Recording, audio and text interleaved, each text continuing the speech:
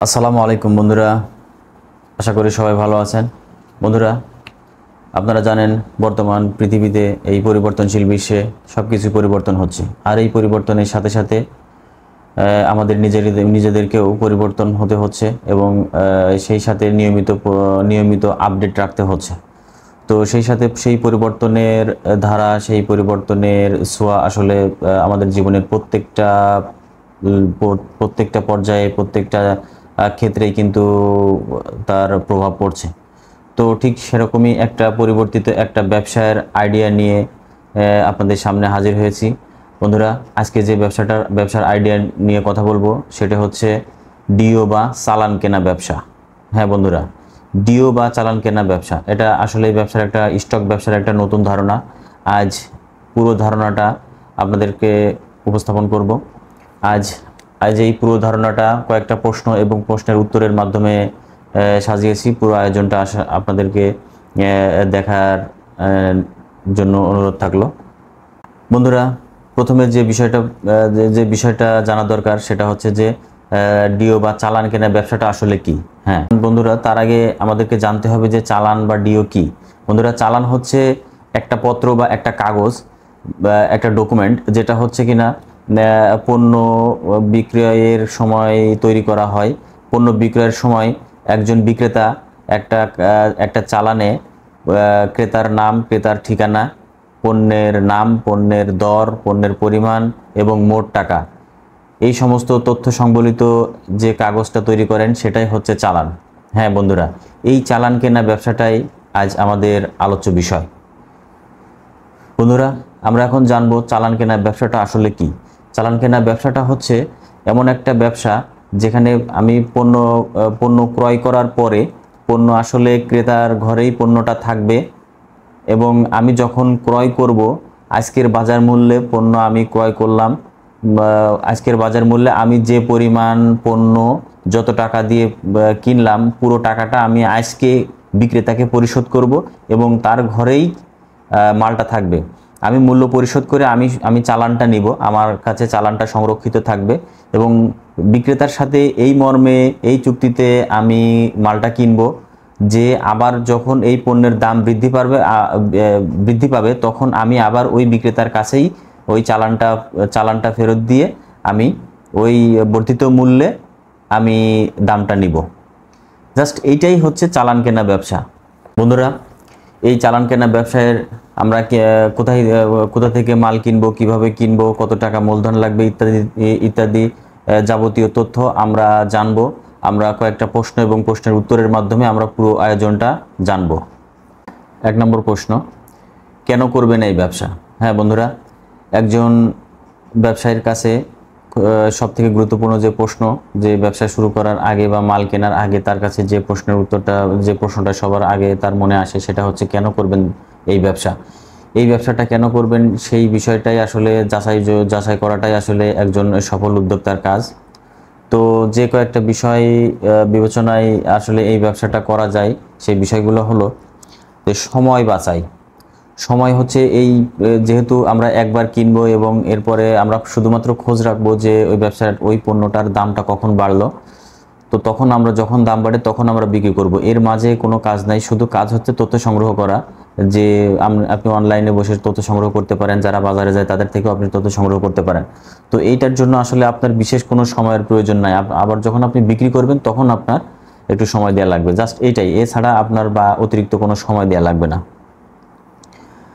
জায়গা লাগে না। হ্যাঁ, যেহেতু এই মালটা আপনি কিনবেন ওই বিক্রেতার কাছেই, বিক্রেতার স্টোরেই আপনার মালটা রয়েছে, সেহেতু এখানে আপনার নিজস্ব কোনো জায়গার প্রয়োজন হয় না। ঝুঁকি কম। হ্যাঁ বন্ধুরা, ঝুঁকি কম, এটা হচ্ছে সবথেকে গুরুত্বপূর্ণ বিষয় ব্যবসার ক্ষেত্রে।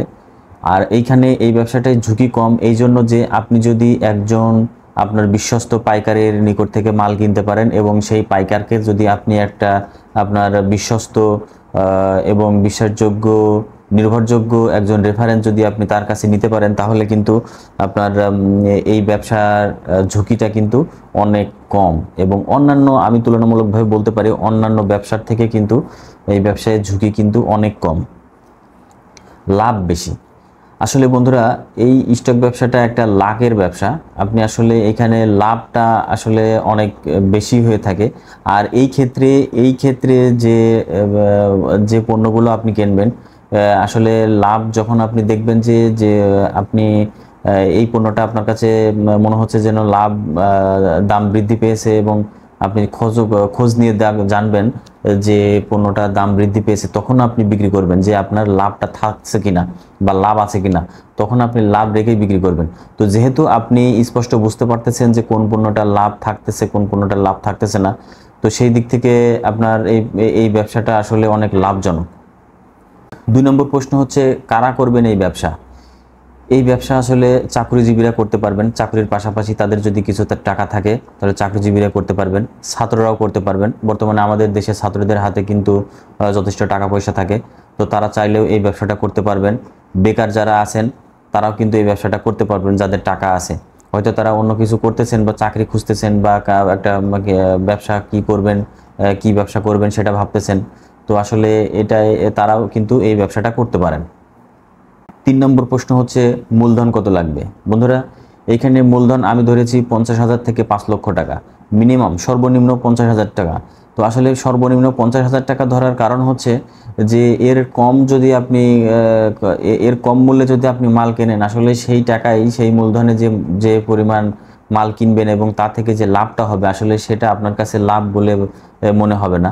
তো যার কারণে সর্বনিম্ন 50,000 টাকা এখানে আপনাকে ইনভেস্ট করতে হবে, এবং সর্বোচ্চ আপনি যত পারেন 10 লাখ, 5 লাখ, 3 লাখ, যার যত সামর্থ্য অনুযায়ী বা মূলধন অনুসারে আপনি বিনিয়োগ করতে পারেন। 4 নম্বর প্রশ্ন, কি কি আইটেম কেনা যাবে? বন্ধুরা, এইখানে এটা হচ্ছে যে গুরুত্বপূর্ণ বিষয়। বন্ধুরা, আসলে এই ভিডিওটা তৈরি করার জন্য আসলে আমি অনেক থিসিস করেছি, এই বিষয় নিয়ে গবেষণা করেছি এবং এই বিষয় নিয়ে তথ্য সংগ্রহ করেছি, এবং সেই তথ্য বিশ্লেষণ করে আমি কয়েকটা আইটেম এখানে বাছাই করেছি। তো আপনারা যদি চান তাহলে এই আইটেমগুলো নিয়ে ব্যবসা করতে পারেন। আমি যেটা তথ্য বিশ্লেষণ করে যেটা পেয়েছি সেটা হচ্ছে যে এই আইটেমগুলোর বাজার মোটামুটি স্থিতিশীল থাকে। তো যার কারণে এই আইটেমগুলো কেনাটা অনেকটা কম ঝুঁকি। তো আইটেমগুলো হচ্ছে সয়াবিন তেল, জিরা, এলাচ এবং সকল ধরনের ডাউল। তো এই আইটেমগুলো কিন্তু বাজারে একটা লেভেল বজায় রেখে চলে। তো আসলে এই আইটেমগুলো নিয়ে ব্যবসা করলে কিন্তু আপনার লাভটা একটা মার্জিন পর্যায়ে রাখতে পারবেন বলে আমি মনে করি। কোন সিজনে কোন মাল কেনা যায়? 5 নম্বর প্রশ্ন। বন্ধুরা, আসলে এটা একটা গুরুত্বপূর্ণ বিষয়। স্টক ব্যবসার ক্ষেত্রে যারা স্টক ব্যবসা করেন তারা কিন্তু আসলে এই বিষয়টা আসলে তাদের কাছে গুরুত্বপূর্ণ যে আপনি কোন আইটেমটা কোন সময় কিনবেন। বন্ধুরা, আমি যে 4টা আইটেম বা যে কয়টা আইটেম আপনাদেরকে বলেছি, সেই আইটেমগুলো কোন সময়ে, বছরের কোন সময়ে আপনি কিনতে পারেন, কোন সময়ে এটার উৎপাদন হয়, সেই বিষয়গুলো বিবেচনা করে আসলে কিন্তু এই মালগুলো কিনতে হবে সেই সময়ে। তো সেই বিষয়গুলো আমি এখানে তুলে ধরেছি। সয়াবিন তেল, আসলে তেলটা আমাদের যে ভোজ্য তেল, আসলে আমরা যেটা রান্নার কাজে ব্যবহার করি, সেটা 2 ধরনের তেল হয়ে থাকে। সেটা হচ্ছে সয়াবিন তেল এবং পাম অয়েল। এখানে সয়াবিন তেলটা আসলে এটা ভালো তেল। সয়াবিন তেলটা আপনারা কিনতে পারেন। এটা সয়াবিন তেল সাধারণত গরমকালে মে জুন মাসে এটা কিনতে পারেন। পাম অয়েল, বন্ধুরা আপনারা জানেন যে শীতকালে পাম অয়েল ঠান্ডায় জমে যায়। তো ঠান্ডায় যখন জমে যায় তখন পাম অয়েলটা শীতকালে কিন্তু পাম অয়েলের দামটা অনেক কম থাকে, চাহিদাও কম থাকে। তো যার কারণে আপনি শীতকালে যখন দাম কম থাকবে আপনি তখন কিনতে পারেন। আপনি নভেম্বর, ডিসেম্বর, জানুয়ারি এই সময়ে আপনি পাম অয়েলটা কিনতে পারেন। পরবর্তীতে এর 2 মাস পরেই যখন আপনার গরমের সিজন চলে আসবে তখন কিন্তু এটার দাম কিন্তু অনেক বেড়ে যাবে। জিরাটা আপনি ডিসেম্বর এবং জানুয়ারিতে কিনতে পারেন।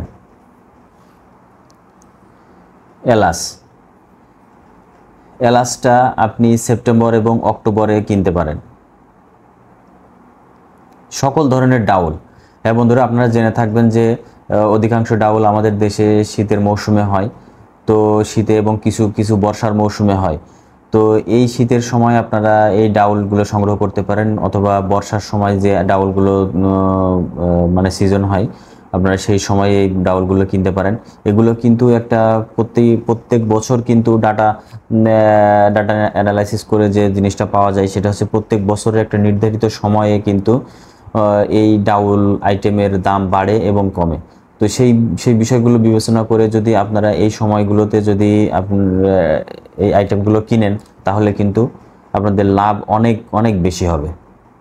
সময়টা আসলে মূলত নির্ভর করবে যে আপনি যে কোন মালটা কিনলেন এবং ওই মালটার দাম কত সময়ে মানে বৃদ্ধি পাচ্ছে। আসলে যে আইটেমটা কিনলেন ওই আইটেমটা যদি মূল্য বৃদ্ধি পেতে যদি একটু সময় লেগে যায়, তাহলে কিন্তু আসলে ওইখানে আপনার 4 মাস 5 মাসও লাগতে পারে। তো সেই ক্ষেত্রে আপনি যদি ওই আইটেমটা তার সিজন হওয়ার যদি আপনি সিজনের শুরুতেই যদি কিনেন এবং ওই মালটা আপনার পরবর্তী যখন সিজন অন সিজন এবং অফ সিজন, আপনি অফ সিজনে কিন্তু এটার মাল বাড়বে, দাম বাড়বে। তো সেই ক্ষেত্রে আপনাকে বিবেচনা করে কিনতে হবে যে সময়টা কোন সময়ে বাড়ে এবং কোন সময়ে কমে। অন টাইম এবং অফ টাইম আপনাকে বিবেচনা করে কিনতে হবে। যদি আপনি একটু সময় বেশি নিয়ে কেনেন, তাহলে অবশ্যই আপনার এখানে সময় বেশি লাগবে। তো সেই ক্ষেত্রে সময় বেশি লাগলে সেই ক্ষেত্রে আবার কিন্তু আপনার লাভের সম্ভাবনাটাও কিন্তু বেশি থাকে। এই ব্যবসার ঝুঁকি কি? 7 নম্বর প্রশ্ন। বন্ধুরা, এই ব্যবসার ঝুঁকি আমি বলবো অন্যান্য সকল ব্যবসার তুলনায় এই ব্যবসার ঝুঁকিটা মানে স্টক ব্যবসার মধ্যে এই ব্যবসার ঝুঁকিটা সব থেকে কম। বন্ধুরা, সব থেকে কম ব্যবসার ঝুঁকি এই ব্যবসায়। এটা এই কারণে যে আপনি যদি আপনার এলাকার বিশ্বস্ত পাইকারের কাছ থেকে কিনে থাকেন। আসলে বন্ধুরা, এটা সত্য যে যারা প্রকৃত ব্যবসায়ী তারা কিন্তু আসলে কখনো কোনো মানে ধোঁকাবাজি করে না। এটা একটা ব্যবসায়ীদের একটা বড় গুণ। যারা ব্যবসায়ী, প্রকৃত ব্যবসায়ী, আপনি আপনার এলাকার এই সমস্ত ব্যবসায়ীদেরকে আসলে প্রথমে চিহ্নিত করতে হবে যে কাদের সাথে ব্যবসা করা যায়, কাদের ব্যবসায় ব্যাকগ্রাউন্ড ভালো আছে। তো সেই সমস্ত বিষয়ে তথ্য সংগ্রহ করে কিন্তু আপনাকে মানে পাইকার ক্রেতা বিক্রেতা বাছাই করতে হবে। তো সেই ক্ষেত্রে তার এবং কেনার সময় যদি আপনি একজন স্ট্রং রেফারেন্স যদি রাখতে পারেন, তাহলে সেটাও একটা নিরাপত্তার কাজ করবে। তো এই বিষয়গুলো যদি আপনি বিবেচনায় করেন, তাহলে এই ব্যবসায়ের ঝুঁকি কিন্তু একেবারেই কম। 8 নম্বর প্রশ্ন হচ্ছে লাভ কেমন হবে? হ্যাঁ বন্ধুরা, এই ব্যবসাটা কিন্তু লাভ অনেকটা আপনার কৌশলের উপরে, আপনার ব্যবসায়িক দক্ষতার উপরে কিন্তু নির্ভর করবে। আপনি যদি এই ব্যবসা সম্পর্কে ভালো দখল থাকে, এই ব্যবসা সম্পর্কে ভালো ধারণা থাকে, তাহলে কিন্তু আপনি লাভটা নিয়ন্ত্রণ করতে পারবেন। আপনি যদি কোন মাসে কোন সময়ে এই ব্যবসার দামটা বাড়ে, কোন পণ্যের দামটা বাড়ে, এই বিষয়গুলো যদি আপনি সঠিকভাবে যদি ধারণা করে মাল কিনতে পারেন, তাহলে কিন্তু আপনার লাভ অনেক বেশি হবে। এই ক্ষেত্রে লাভ অনেক সময় 70%, 70 ভাগ, 80 ভাগ, 90 ভাগ পর্যন্ত এই ব্যবসায়ের এই পণ্যের দাম বাড়ে। এই ব্যবসা সম্পর্কে পরামর্শ বন্ধুরা, এবং শেষ পর্যায়ে চলে এসেছি। বন্ধুরা, পুরো ব্যবসাটার ক্ষেত্রে যে পরামর্শ সেটা হচ্ছে যে আপনি যখন ব্যবসা করতে যাবেন, আপনি যে পণ্য কিনবেন, আপনি আসলে তো অনেক পণ্য কিনবেন না, হয় 1টা 2টা বা 3টা পণ্য কিনবেন। তো আপনি যে পণ্যগুলো কিনবেন সেই পণ্যগুলো সম্পর্কে আপনার বাজার থেকে তথ্য সংগ্রহ করা লাগবে। প্রতিনিয়ত আপনাকে তথ্য রেকর্ড করতে হবে এবং পুরো তথ্যটা আপনাকে বিশ্লেষণ করতে হবে। আপনার কাছে যখন ওই পণ্য সম্পর্কে 2 বছর, 3 বছর, 4 বছরের তথ্য থাকবে, ডাটা থাকবে, আপনি সেই ডাটা থেকে কিন্তু খুব সহজেই আপনি ধারণা করতে পারেন যে কোন সময়ে কোন পণ্যের দাম বাড়ে এবং কমে, কোন পণ্যের সিজন কোন সময় হয়, কোন পণ্য কখন উৎপাদন হয়। তো এই বিষয়গুলো আপনার অবশ্যই একজন ব্যবসায়ী হিসেবে, একজন স্টক ব্যবসায়ী হিসেবে আপনার অবশ্যই এই বিষয়গুলো ধারণা থাকতে হবে। এবং কোন পণ্য কোথায় পাওয়া যায়, কোন এলাকায় তার চাষ বেশি হয়, আবাদ বেশি হয়, এই বিষয়গুলো কিন্তু আপনাকে জানা থাকতে হবে। তো বন্ধুরা, আজকে এ পর্যন্তই। দেখা হবে আগামী কোনো এক পর্বে। আমাদের এই চ্যানেলের বৈশিষ্ট্য হচ্ছে আমরা উদ্যোক্তা তৈরি করা, এবং উদ্যোক্তা তৈরি করার উদ্দেশ্যে আমরা আমাদের আয়োজন করে থাকি। প্রতিটা ভিডিও আমরা তৈরি করে থাকি। তো বন্ধুরা, আগামী কোনো পর্বে আমরা দক্ষ ব্যবসায়ীর পরামর্শ আমরা শুনবো। তো বন্ধুরা, সে পর্যন্ত ভালো থাকবেন, সুস্থ থাকবেন। আল্লাহ হাফেজ।